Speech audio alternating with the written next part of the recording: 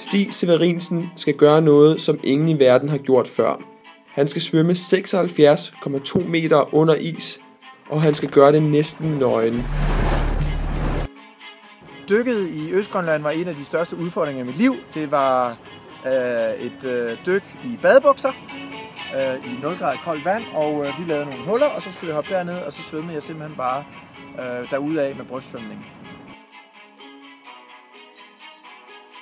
Det ser elegant ud, men i iskoldt vand er det et spørgsmål om liv eller død. Det, der handler om, når man laver det, det er selvfølgelig, at man bliver meget underafkølet, så man skal passe på, at man ikke får musklerne til at brænde sammen, og heller ikke løber tør for ilt. Og det sidste er selvfølgelig, at man ikke skal gå i panik.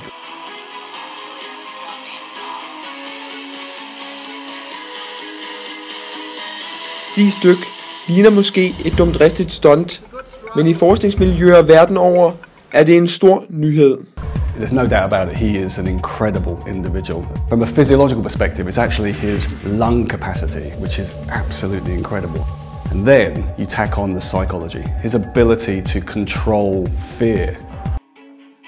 Men for Stig, der også er forsker, er den virkelige motivation for at holde vejret et spørgsmål om at finde balancen i sit eget liv. Jeg brænder meget for det her koncept breathology, altså det her med at få fortalt alle mulige folk rundt i verden, hvordan vi kan bruge vores vejrtrækning optimalt i hverdagen. Både til at reducere stress, til at lindre smerter, til at performe bedre i forhold til vores arbejdsplads, i forhold til at blive en bedre far, en bedre ven, en bedre kæreste.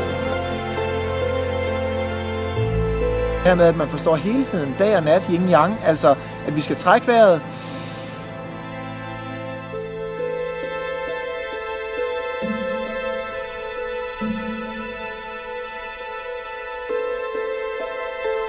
Hvad end det handler om at sænke sin puls ved hjælp af sin mentale styrke. 86 now, 83, 76. Holde vejret i utrolige 22 minutter. 18 minutes. Eller at dykke dybt ned i havet.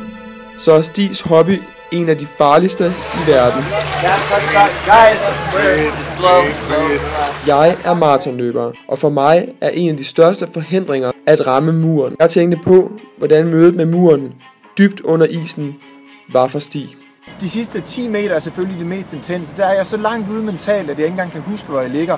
Så det handler om, at jeg ligesom er dybt inde i mig selv i forhold til bevidstheden og i kærligheden og passionen til det her, jeg laver. Men samtidig har en lille kanal af lys, lidt ligesom lyset, der falder ned mellem træerne her. Det skal være sådan en lille lyskejle, der lige rammer mig til virkeligheden.